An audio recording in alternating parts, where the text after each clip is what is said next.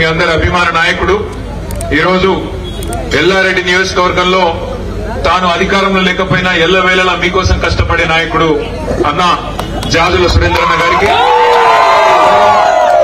జిల్లా పార్టీ అధ్యక్షులు సోదరులు ముజీబుద్దీన్ గారు, గౌరవనీయులు మాజీ మంత్రివర్యులు, మీ అందరి కోసం గతంలో ఎల్లారెడ్డి అదేవిధంగా ఉమ్మడి నిజామాబాద్ జిల్లా అభివృద్ధి కోసం కేసీఆర్ గారి నాయకత్వంలో అద్భుతంగా పనిచేసిన అన్నగారు గౌరవనీయులు బాల్కొండ ఎమ్మెల్యే మాజీ మంత్రివర్యులు వేముల ప్రశాంత్ రెడ్డి గారు 9 ఏళ్లు ఇంకా సర్వీస్ ఉండగా మరి దేశంలోనే అత్యున్నతమైన పదవిని వదిలిపెట్టి additional director general of police గా ఆనాడు పదవి విరమణ చేసి ప్రజల కోసం పనిచేస్తానంటూ ముందుకొచ్చి తెలంగాణకు న్యాయం జరగాలంటే కేసీఆర్ గారితోనే అవుతుందని చెప్పి ఇవాళ మన వెంట కష్టంలో నిలిచిన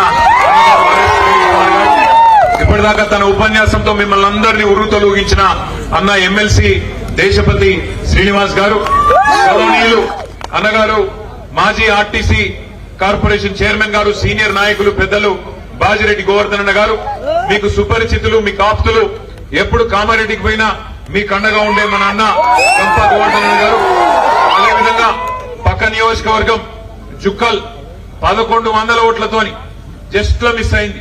1100 ఓట్లతోని మరి ఓటమి పాలైన ప్రజల్లోనే ఉండే మంచి నాయకుడు అన్నగారు హనుమంత్ షిండే అన్నగారు, సోదరుడు మాజీ జడ్పీ చైర్మన్ గారు దఫేదార్ రాజు గారు, అదేవిధంగా మరి ఇంకా చాలా మంది మిత్రులు వేదిక మీద ఉన్నారు. వారికి అందరికంటే ముఖ్యంగా ఈరోజు ఎవరి కోసమైతే లింగంపేట వచ్చినామో ఆ సాయిలన్నకు ఏప్రిల్ 14 నాడు అంబేద్కర్ జయంతి నాడు ఏ లింగంపేటలో డాక్టర్ బాబాసాహెబ్ అంబేద్కర్ విగ్రహం దగ్గర అవమానం జరిగిందో అక్కడనే నీకు సన్మానం చేస్తాం, కేసీఆర్ గారి శిష్యులం, కేసీఆర్ గారి సైనికులం అని చెప్పి వచ్చి ఇవాళ సాయిలన్నను మీ అందరి సమక్షంలో ఆయన చేసిన పోరాటాలు, ఉద్యమంలో ఆయన చేసిన పని, అదే విధంగా ఈ గడ్డ మీద ఎక్కడైతే అవమానం జరిగిందో అక్కడే మీ అందరి సాక్షిగా వారికి నేను హృదయపూర్వకంగా చెప్తా ఉన్నా, సాయిలన్న నీకు జరిగిన అవమానం నీ ఒక్కరికి జరగలేదు. నీకు జరిగిన అవమానం తెలంగాణ ఉద్యమ బిడ్డలందరికీ, తెలంగాణలోని దళిత బిడ్డలందరికీ జరిగిన అవమానంగానే భావించి కేసీఆర్ గారి ఆదేశం మేరకు మేమందరం ఇక్కడికి వచ్చి ఇవాళ ఈ అంబేద్కర్ విగ్రహం సాక్షిగా చెప్తా ఉన్నాం, తప్పకుండా నీకు జరిగిన అవమానానికి అందరం కలిసి కట్టుగా బదులా తీసుకుందామా లేదా? తీసుకుంటాం, గట్టిగా కష్టపడతాం. తప్పకుండా ఈ దళిత వ్యతిరేక ప్రభుత్వాన్ని గద్దెదించేదాకా ఊకోమనే మాట కూడా నేను విజ్ఞప్తి చేస్తా ఉన్నా. ఒక్కసారి ఆలోచించమని కోరుతున్నా. ఇవాళ డాక్టర్ బాబాసాహెబ్ ఇక్కడ ఉన్నాడు, మనందరికీ దిశానిర్దేశం చేస్తా ఉన్నారు.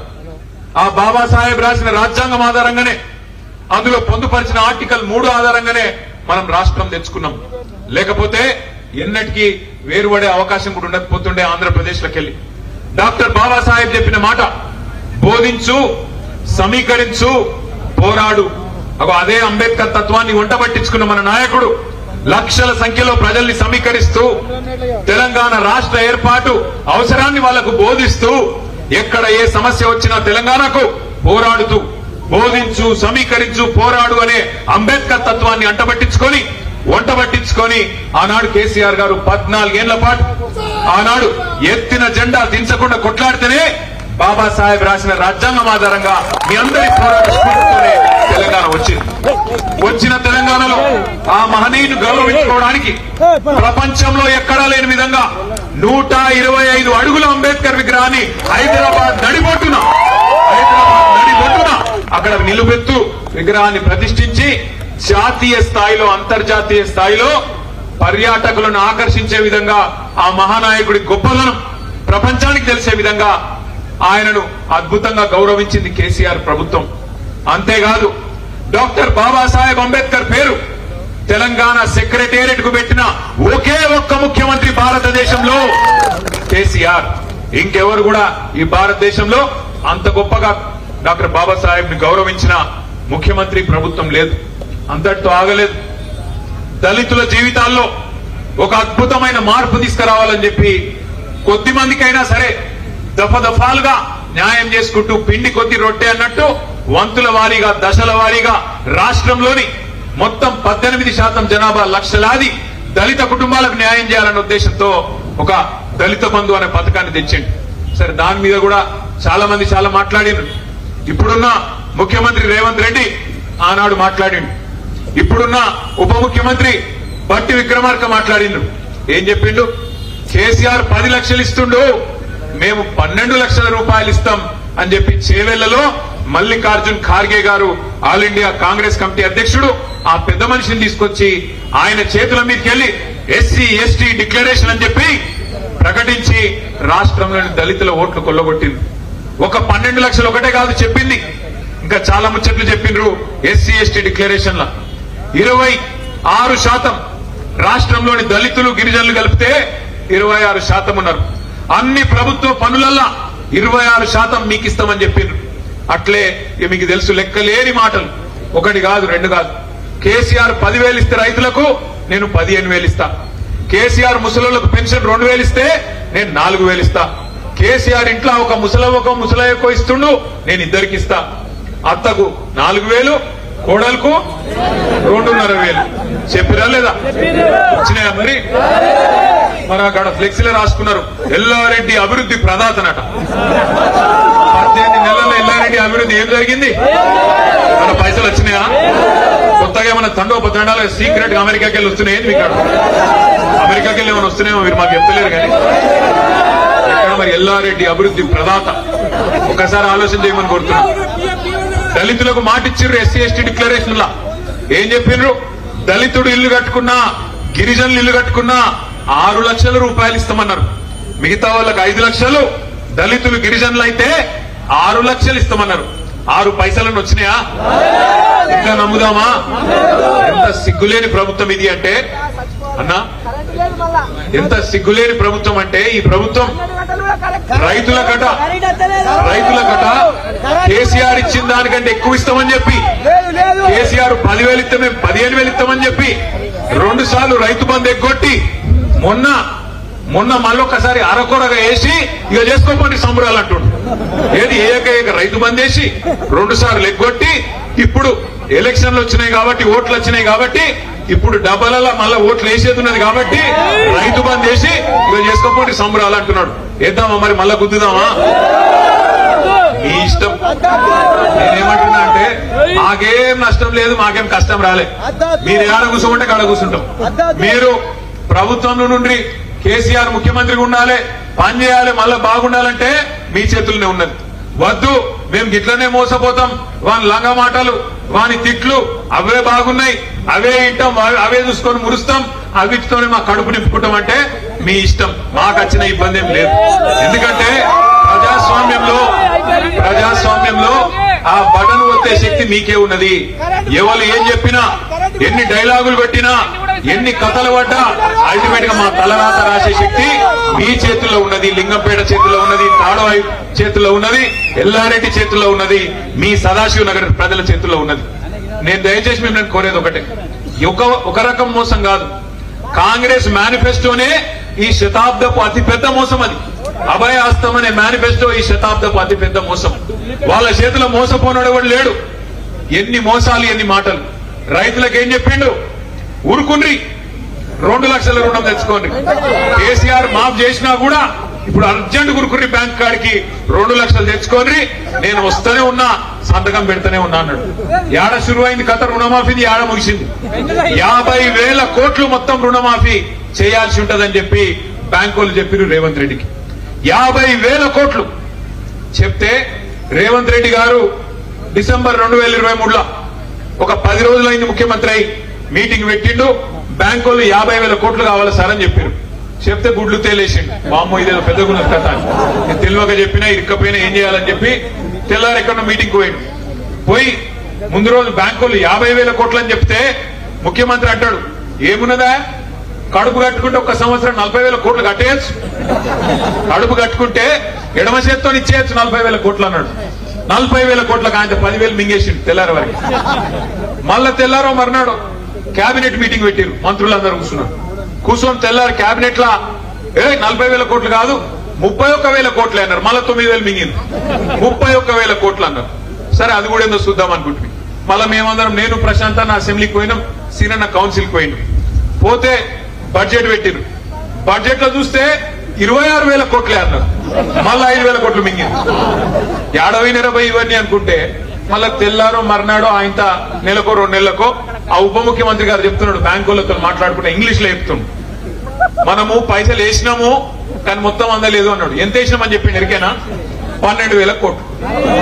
కథ మొదలైంది 50,000 కోట్ల కాడ, కథ ముగిసింది 12,000 కోట్ల కాడ. అంటే మరి 38,000 కోట్లు ఏడవైనాయి, ఎక్కడికి పోతున్నాయి? ఎటు? పక్క మాట టకీ టకీ మనం పడుతున్నాయి అన్నాడు. టకీ టకీమని టకీ టకీమని ఒక రాహుల్ గాంధీ ఖాతాలో మాత్రం జోరుదారు పడుతుంది. టకీ టకీ మన మూటలు మాత్రం ఢిల్లీకి పోతున్నాయి. మా ఆడబిడ్డలు ఉన్నారు కాడ, అమ్మా తులం బంగారం వచ్చిందా? 2,500 వచ్చిందా? మళ్ళా ఓటేద్దామా కాంగ్రెస్ కు? ఎత్తిరి కదా ఎల్లారెడ్లే. మరి మీ మంచిగా నొడగొట్టుకుంటారు, ఆయన తెచ్చుకుంటారు. నేనేమంటున్నా అంటే ఒక్క మాట మీరు యాద పెట్టుకోండి. ఒక బోనస్ అన్నాడు, 500 రూపాయల బోనస్ వచ్చిందా? అన్ని పంటలకు బోనస్ అన్నాడు. ఎలక్షన్లకు ముందేమో దొడ్డువట్లకు బోనస్, ఎలక్షన్లు అయినా మొత్తం బోగస్, ఏం లేదు. నేను ఇదివరకే చెప్పిన అసెంబ్లీలో మళ్ళీ చెప్తున్నా, ఈ ముఖ్యమంత్రిలో ఒక అపరిచితుడు ఉన్నాడు లోపల. ఒకడు రాము, ఒకడు రెమో. ఆ రెమో ఎట్లుంటది కథ అంటే, రాము అనేటోడేమో అందరికి బోనస్ ఇస్తా అంటాడు, దొడ్డువట్లకు ఇస్తా అంటాడు, సన్నవట్లకు. రెమో అనేటోడు ఏం చెప్తాడు, నేను ఎప్పుడన్నా బోనస్ లేదు మనలేదు అంటాడు. రాము అనేటోడేమో మరి బయటకు వచ్చేమో ఈ ఆంధ్ర కాంట్రాక్టర్లకు, ఈ ఈస్ట్ ఇండియా కంపెనీలకు కాంట్రాక్ట్లు పోతున్నాయి, కేసీఆర్ ఉండగా నేను వచ్చినాక మొత్తం మార్చేస్తా అంటాడు. ఇప్పుడు రెమో అన్నట్టు ఏం చెప్తాడు, మళ్ళా ఆంధ్రోళను పిలిచి వాళ్ళకి పెద్దపీట వేసి మళ్ళా కాంట్రాక్ట్లు వాళ్ళ చేతుల్లోనే పెడతాడు. ఇట్లా చెప్పుకుంటా పోతే 1-2 కావు, రేవంత్ రెడ్డి కథలు 100 ఉన్నాయి. ఒక ఎస్టీలను రైతులనే కాదు, ఆడబిడ్డల్ని మోసం చేసిండు, ఆఖరికి మన పిల్లల్ని మోసం చేసిండు. కేసీఆర్ కేటీఆర్ 2 ఉద్యోగాలు ఉడగొట్టురి, నేను 2 లక్షల ఉద్యోగాలు ఇస్తా అన్నాడు మొదటి సంవత్సరంలో రాహుల్ గాంధీ. వచ్చినాయి ఎల్లారెడ్డిలో ఉద్యోగాలు బాగా బరాబర్ వచ్చినాయి. మీరు అవద్దని చెప్తున్నారు. రేవంత్ రెడ్డి చెప్తుండు సంవత్సరానికి 60,000 ఉద్యోగాలు ఇచ్చేసిండట, మిగతా ఇస్తాడట. ఎవరికైనా సిగ్గని ఉండాలి, మంది కుట్టిన పిల్లలు మా పిల్లలు అని చెప్పుకుంటారు ఎవడన్నా? కేసీఆర్ ఇచ్చిన ఉద్యోగాలు, కేసీఆర్ గారి టైంలో ఇచ్చిన నోటిఫికేషన్లు, ఇంటర్వ్యూలు అన్ని అయిపోయి కోర్టులు ఆగితే నువ్వు వచ్చినాక కాగితాలు ఇచ్చే అధికారం నీ చేతికొస్తే అవి నేను ఇచ్చిన ఉద్యోగాలని చెప్పుకుంటాడు. సిగ్గున్నదా ఏమన్నా ముఖ్యమంత్రి గారికి? కేసీఆర్ కట్టిన ఫ్లైఓవర్లకు రిబ్బన్లు కట్ చేయాలి, కేసీఆర్ గారు చేసిన ప్రాజెక్టులు అక్కడ పోయి నెత్తి మీద నీళ్లు చల్లుకోవాలి, కేసీఆర్ ఇచ్చిన ఉద్యోగాలకు కాగితాలు ఇవ్వాలి, నేనే చేస్తున్నా అని చెప్పుకోవాలి. మీరు ఒక్క మాట దయచేసి ఆలోచన చేయండి. మాట్లాడితే ఈ మధ్యన కాంగ్రెస్ వాళ్ళు ఒక సన్నాయి నొప్పులు నొక్కుతున్నారు, ఒకటే రాగం ఎత్తుకున్నారు. కేసీఆర్ మొత్తం అప్లపాలు చేసిపోయిండు, మేమేం చెప్తాం అని మాట్లాడుతున్నాం. ముఖం బాగా లేక వెనకటికి కూడా అద్దంబల కొట్టుకున్నాడు. మరి నేను అడుగుతున్నా కాంగ్రెస్ వాళ్ళారా, ఒక్కసారి యాద్ చేసుకొని గుండె మీద చేసుకొని చెప్పుర్రి. కరోనా వచ్చినప్పుడు మొత్తం ప్రపంచం అంతా ఆగమైపోయినప్పుడు, రూపాయి ఆదాయం లేనప్పుడు, కేసీఆర్ ఉన్నప్పుడు రైతు బంధు ఆగిందా? కళ్యాణ లక్ష్మి ఆగిందా? కేసీఆర్ కిట్ ఆగిందా? ముసలోళ్ళ పెన్షన్లు ఆగినాయా? గురుకులాల సన్నబియ్యం పెట్టుడు ఆగిందా?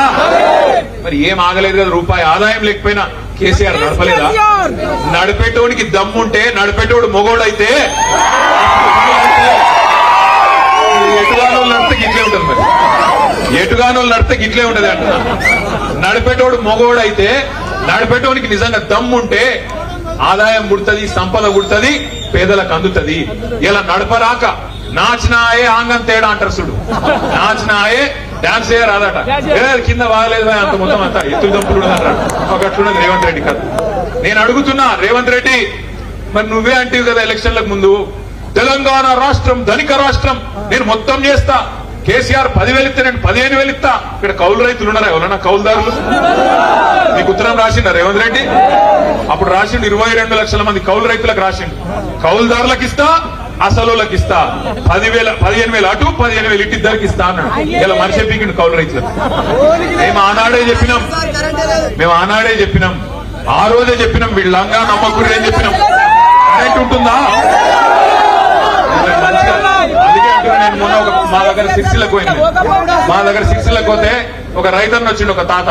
ఏం తాత బాగున్నాగా అన్న? ఏం బాగుండే అన్న. అంటే అదేమైంది నీకు అన్న? ఏమున్నదే, పాలిచ్చే బర్రెని ఇచ్చిపెట్టి తన్నే దున్నపోతుంది తెచ్చుకుంటే ఎల్లారెడ్డి దొడ్లో కట్టేస్తే ఇప్పుడు బాధపడబట్టి ఇక్కడ ఇంత మంచి మనిషి ఉండగా. నేను మీ అందరినీ ప్రార్థించేది ఒకటే, ప్రజాస్వామ్యాన్ని ఇప్పుడు ఆ పోలీసు వాడు సాయిలన్నను బట్టలు ఉడదీసిండు. మనం ఏం చేయాలి మరి? ఒక్కటే పని చేయాలి. ఏ పోలీసుడైనా సరే, ఏ మస్తీ ఉన్న అధికారైనా సరే, లేదా బల్బు మాటలు మాట్లాడే ముఖ్యమంత్రి అయినా సరే, వీళ్ళందరికీ బుద్ధి చెప్పే శక్తి మీ చేతుల్లోనే ఉంది. ఎవరినో అడిగే అవసరం లేదు.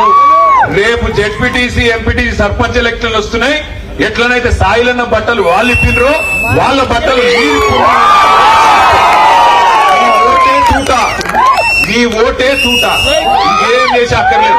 వస్తారు మళ్ళా దగ్గరికి, అన్న అంటారు, బావ అంటారు, బామ్మడిది అంటారు, అల్లుడు అంటారు, తమ్మి అంటారు, దండం పెడతారు. గ్యారంటీ కార్డులు వంచిండ్రా ఇదివరకు మీ కాడ? ఒక్కటన్నా గ్యారంటీ అయ్యిందా? ఒక్కటన్నా అయ్యిందా కనీసం? ఏ ఒక్కలకు కూడా ఒక్కటి కూడా జరగలే. అందుకే నేను అంటున్నా, ఇవాళ మన గురుకులాల్లో మన పిల్లలకు విషం పెడుతున్నాడు రేవంత్ రెడ్డి. 100 మంది పిల్లలను బలి తీసుకున్నాడు ఇప్పటికే.